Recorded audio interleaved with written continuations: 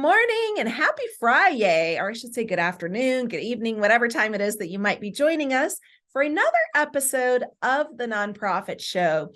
Julia and I often share that Fridays, or I call them Fridays, might be one of our best days of the week that we enjoy because of the ask and answer. Thank you to Fundraising Academy at National University. Every single week, we reserve the questions that come in, day out from you, our viewers, our guests that are here to join us in conversation. So again, Jack Alotto, I'm so glad to have you here, my friend. Jack is a CFRE. He's also a trainer and is with Fundraising Academy, again, at National University. We're going to have a lot of fun. I'm going to get super nerdy. You're going to get super nerdy. We're going to mentor one another and have a really good conversation. For those of you watching and listening, I'm Jarrett Ransom. You're a nonprofit nerd and CEO of the Raven Group.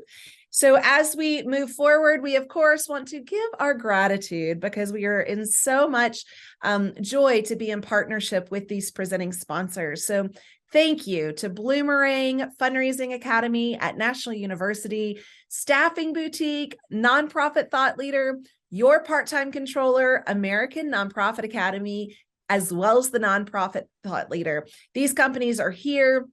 They're supporting our conversations, they're supporting our platform, but I like to remind you that they're supporting you. So they are truly here to help you elevate your mission, do more good, for those that you serve. And so please do check them out. There's really a great group of people. They also help us to produce, get this, Jack, nearly 800, that's 800 episodes. I know we are rocking and rolling, my friend. You can find them on Roku, YouTube, Fire TV, Vimeo. And our executive producer has been working on something else as an app. So you're going to start seeing that soon, which is really cool and exciting. You can also find us on podcasts. So anywhere you stream, your entertainment, you could just say out into the ethos, the Nonprofit Show. And it's like we show up, we're still working on that hologram, but Kevin, our executive producer, if you could work on that after the app, that would be great. Can you imagine, Jack, us in hologram form? No, yes, I think that would be awesome. And Kevin is the guy to do it. Kevin is the guy to do it. He does a lot. Hey, Jack, before we jump into these questions, and you know how they work, I'm going to read them aloud. I'm going to ask you to answer and provide some of your sage advice on them. And then I will, see if there's anything else to add to that. But for our viewers and listeners, would you please grace us with a little bit of your background and a little bit about Fundraising Academy? Sure. So I've been with Fundraising Academy at National University, I think going on three years. I started early on when the pandemic was just starting, and I've watched that Fundraising Academy grow. We've got some more trainers. I know you've talked to a couple of our trainers. It's been a great journey for me. And as we were talking earlier, we mentor each other. And in the Fundraising Academy, I learn as much from the cohort participants or our webinar participants as I hope I'm giving to them. This is a love affair in fundraising that we have, and I just think it's awesome. It is awesome. And hey, I would be remiss if we didn't mention Cultivate. So the conference is coming up June 1st in San Diego.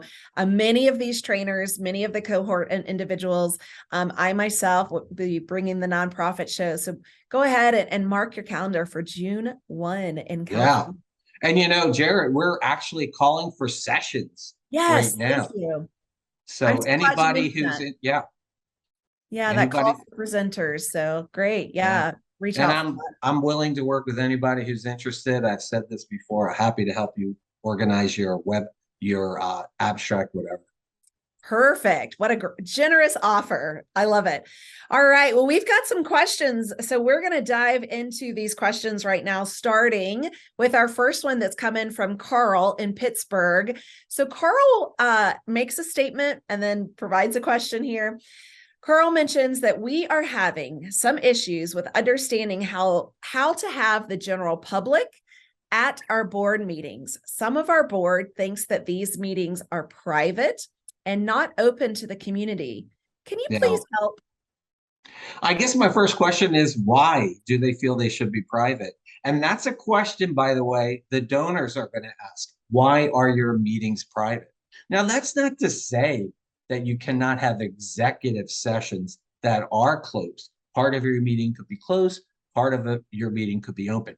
But one of the things that you and I've talked about this many times, community-centric fundraising, the people who are your clients, your beneficiaries, really should have not only be members of your board, but have access to talk to your board members. When you close your meetings, it's not very community centric. And the other thing I always like asking, what is the appearance here? What is the public or the press or your funders going to think if they hear that you've closed your meeting to the public? So I get executive sessions. You definitely should have executive sessions, but I like the idea of opening it to the public for them to come and see the work that you're doing. It really gets them involved. It's almost like a cultivation activity if you do it right. I love your point on this, and I'm so glad that you drove that home, Jack. It's really about community centric, and I'd like to remind everyone, and Carl, your board, and included, is no one owns a nonprofit, right? Like it Right. is created to provide solutions, help, support, resources to the community. And so I welcome stakeholders to provide that information from that community centric lens that you mentioned, Jack. And then you're right, like you could move into an executive session. So if there's anything that does need to remain private and even off public minutes, and that's That's another right. thing, right, is minutes. These board minutes could be reviewed, they could be accessed. And so really looking at how you might already have areas of entry for the general public, I would embrace this Yeah. And truly. and some states, California has open meeting rules where if you're a nonprofit that is associated with a government agency, you must be open to the public. And I'm sure Pennsylvania, by the way, is my home state. Um, I'm sure there might be some laws there, or every Yeah. state has different meeting rules around that. And some actually do really want them to be open. That's a great point. So check with your state, and for those of you that are across the globe, this might change per state. So take a look to see what those requirements are, as Jack just mentioned. So very valid. So Carl, we hope that that's helpful. We hope that this is shared with your board and that you can, find a resolution that works. All right. Name withheld comes to us. A donor has promised us to donate his home so that we can use it for a permanent facility. It is perfect in size and perfect in location. We will not take possession of the home until he passes. What are the legal steps that we should be taking now? Great Yeah. question. It's a great question and a very complicated question because it makes me have a lot more questions around this. So, what this is an example of a life estate agreement. So, here are some of my questions. Are you getting ownership of the home today, or are you getting the ownership after the person passes? Is it a deferred gift or is it an immediate gift? Is it irrevocable? Right. If it's a deferred gift, can that person get mad at Jack and say, I don't like that Jack Alotto guy anymore, so I'm taking this home back? Can they do that? Who pays for the maintenance, the insurance, the upkeep, the taxes, etc.? This all has to be worked out in this agreement. You might ask, what was the current or past users of the house? Here's an example I had. Once someone wanted to give us a building, the charity will remain nameless. And several of us went through the building. We toured it. When we went to the basement, we smelled gasoline. And when I looked out the window, there was a dilapidated gas station. And I have a feeling that their tanks leak gas. We did not want that property. Has the property been contaminated by something? And I think all these questions say to me, to our friend in Iowa, get an attorney. Yeah. Get an attorney to help you make this decision about accepting this property. You have to look at a lot of factors. We've talked about examples of this as well, Jared. I'm sure you have plenty where someone wants to give you a piece of property in another state. It's an HOA property. And when you look through the agreement, and honestly, I've been offered properties in Texas. I'm in California. Like, I've never even been to Texas. I don't know where this place is. Should we accept it? Then you look at the agreement and it's an HOA property. You have 30 or 60 days to start construction on the house. You don't want your charity to be saddled with things that they can't really deal with. Yeah, all great points. I have a off the cuff question to you, Jack. So curveball, get ready. I'm curious, who makes these decisions? I'm very familiar with the gift acceptance policy, but who should be part of saying yay or nay? So that gift acceptance policy is where the board has, has the responsibility of passing a policy. In that policy, they say the types of property that they will accept, artwork, whatever, how it is valued, and who has authority to accept these gifts. So, for example, the gift acceptance policy says, Jarrett, you have the authority to accept any stock transfer, but a property may require a higher level of deliberation. Maybe we have to get someone to go ahead and evaluate the property. I've had this question asked me many times by people, and it's this. One of our board members is an artist, and they want to donate art to us. Well, guess what? I am not an art expert. I don't know what that art is worth. So, and maybe the board member wants to inflate the price because they want to get a nice tax deduction. Don't do it. Have an independent evaluation of the property, the artwork, the motorcycle, the car, the house you're going to get, whatever it is. Stock is pretty easy. Bonds are pretty easy. We can really evaluate them in the marketplace, but other things like that must be appraised by independent. I worked at a library foundation, and I'm not a book expert. I don't know what the books are worth. So many donors would inflate the value of those books. And in my career, this has truly happened. The IRS has called me and said, hey, this donor thinks that they gave you $3,000 worth of books. And I would always say the same thing. I am not an expert at evaluating the value of books. Oh, that would have me shaking in my boots. No kidding. I remember working in an IRS office in San Jose, called me and said, do you know how much these books were worth? We have this little slip from the library foundation. I would say, not by me. Not it. By me. Yeah, I don't look good in orange. I know orange is the new black, but orange would only look like orange on me. Oh gosh. Well, yes, name withheld, Des Moines, Iowa. A lot of information here. Gift acceptance policy, appraisal, attorney, all of those steps I think would help you do due diligence. And then I just want to add to this, document. Have this in writing, save it in your files, save backup in your files, really just cover many bases for this. And then, I always say leave that paper trail. And I mean that electronically as well, because if and when this comes up in the future, you could say, well, this is how we handled it in the past. Yep. That's a great, that paper trail is key to so many things in life. Isn't it true?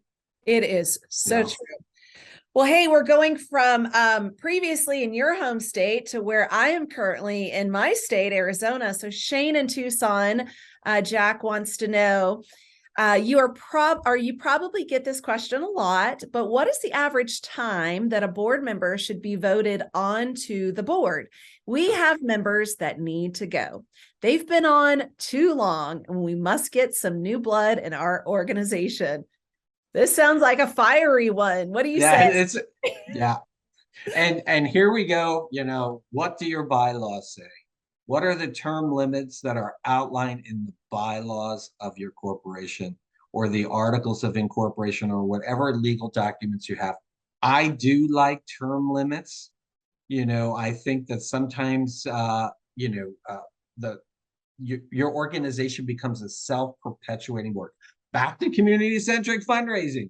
We want to involve. We are changing in fundraising to this community-centric model. And I urge you guys to study this, because here is where we start to think about the beneficiaries, the clients of our services, to really having a say on the board, to be part of the policy making, part of the services that we provide to them. So it's really important that they're involved in that. And if you have a board that's been there, the same people for year after year after year, it's hard to get those new people on. So I really do like term limits. Yeah, I do too. And my favorite, I'm gonna call it out for Shane, is a 3-year term with another 3-year term in possibility with a 1-year break. So that's, the possibility of 6 consecutive years, but in term limits of 3 years, another 3 years, and then a 1-year break. So I've seen that work quite a bit. And I know that you've seen this as well, Jack, that, there's a lot of boards that will say, oh, I've been on for 20 years, or I've been the treasurer for 12 years. And that to me is red flag. That's not what we want to hear. To me, that screams complacency. It screams, kind of just, I don't know, just the same old. And I really do agree with Shane, having new blood, fresh perspectives, new connections to stakeholders and other civic groups. I think, it's beneficial. Yeah. And you know what I would really recommend as in talking about boards is a board engagement form. This will outline for them something that they sign at the beginning of the year. I'm going to donate this amount of money. I'm going to introduce you to this number of other prospective donors or foundations or corporations. I'm going to serve on this committee. I'm going to buy this table at your gala.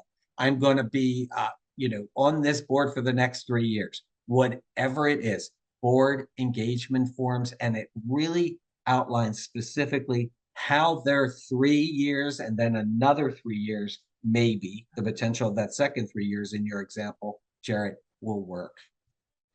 That is another great point. I love having the engagement form. I love having that as a reminder, to bring up and to share, and then also to share out to the board. These are the accomplishments that you have made based off of that accountability. I think that's really solid to share as well. Okay, we're heading over to California. Yes. I know. This might be someone in your network, Judith in Arcadia. How often should someone from the development department be making a report or engaging at board meetings? Yeah, I think every board meeting. So let me tell you a story. This is a true story. I actually got early in my career a major gift officer job at a major university in the Bay Area. And the day before I was to start my job, I spoke with the director of development. And she said, well, we have our board meeting tomorrow, so I won't be able to welcome you to the network. And I said, well, let me come to the board meeting. And she said, no, only I go to the board meeting. And I thought to myself, how could I be effective as a major gift officer if I didn't have access to potential major donors? So I look at fundraising as a team sport. It's not just the major gift officer or the director of development or the annual giving manager. It's a team sport that must involve the board.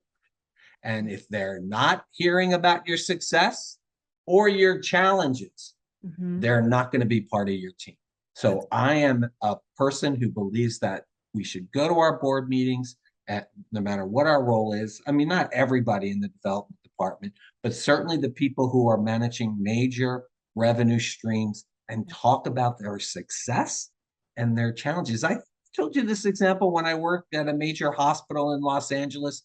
I was the foundation relations manager, and I would bring a list of all of the foundations and all of their board members to the board meeting. I'd pass that list around, and board members would say, oh, I know this person. That's right. On that foundation. And one of those times, I was able to secure a $250,000 grant from a foundation that didn't typically give in LA. Because of relationships, right? Relationships. Isn't that the cornerstone of cause selling, guys? Let me give you an advertisement. Relationship building. Relationships. You build relationships with people. And guess who runs foundations? People run them. Guess who runs corporations? People run them. Yeah. I also would like to add to this, Jack, for the development director or again, some major gifts officer, someone in development to attend, because the way they listen to board meetings are a little bit different than board members, as well as potentially the CEO or executive director. In my career, I've been to many a board meetings and have, worn many a hats in that development title, in that development role. And I would walk out with copious notes of potential funding opportunities. Yes. I heard this. I think that this is fundable by so-and-so. I heard this need. I would like for us to approach X, Y, and Z, or a potential partnership for funding. So I love having a development representative at the board meetings because they really do listen with a funding ear. Yeah, I just read this morning. This is true. In one of our, whether it was CFRE or AFP, where somebody put forth a question where one of their board members said, I could raise $250,000 or $300,000. I can't remember what it was at a board meeting, and everyone said, yes, yes, yes, let's do it. And then what happened is they fell quite a bit short of that. Well, if the major gift officer or the corporate and foundation relationship manager isn't there, how are they going to say, wait a minute, I'm not sure we have the resources to raise that additional $300,000 from corporations or from individuals? So they have to be part of that discussion because they're closest to the work. And as you said, it's a team sport. It is a team sport. It's a team sport. Fantastic questions, Jack, and fantastic answers. I love, when we're able to share many pieces of our journey and personal stories. You provided a lot of personal stories today that have tied into your, career and your personal experiences. So Jack Alotto, CFRE, trainer at Fundraising Academy. Please do check them out at fundraising-academy.org. Tell us about the portal. Do you mind? Because yes, my learning portal. Yes. My learning portal, blogs and webinars and a whole bunch of information there. Here's the thing that I love to say, because I get this question all the time, Jerry. How do I get continuing education credits for my CFRE? Right. I don't want to pay for them. We've got them and they're free. Free, F-R-E-E. It's really important. Can I just say one thing? You know what next Friday is, Jarrett? What is next Friday? St. Patrick's Day. And guess who's going to be on with Julia Patrick? I think that's you. That's me. I can't wait. I mean, what better host on St. Patrick's Day than someone who has the name Patrick? I may change my name to Patrick for next week. Okay. Well, are you going to dress up as well? Oh, I'm going to wear green. What do they say? Two types of people, the Irish and those who want to be Irish. I'm one of the wannabes. I love it. Well, thank you for your sense of humor, your passion, your knowledge, your expertise. I love our ask and answer episodes. I mentioned this. And again, thank you to Fundraising Academy at National University for seeing the value in these questions and conversations for our friends across the globe. And I want to give another shout out of gratitude to our amazing sponsors that allow these opportunities, allow us this dedicated episode to address these questions. So thank you to Bloomerang, American Nonprofit Academy, Fundraising Academy at National University, where Jack is. And next week, he'll be Jack O'Patrick. And then Nonprofit Thought Leader, your part-time controller, Nonprofit Nerd, and Staffing Boutique. Please check these companies out. They are here for you and your mission, for you and your team, for you and your stakeholders, and those that you serve. So, really just supported by a lot of amazing people. Jack, you are one of those amazing people. Happy Friday to you. Thank you. Yeah. Everyone have a great weekend. Absolutely. Recharge, rest. If you're experiencing some weather, I hope that all is well. And as we end every episode, we want to remind you to please stay well so you can continue to do well. Thanks, everyone, and make it a great day.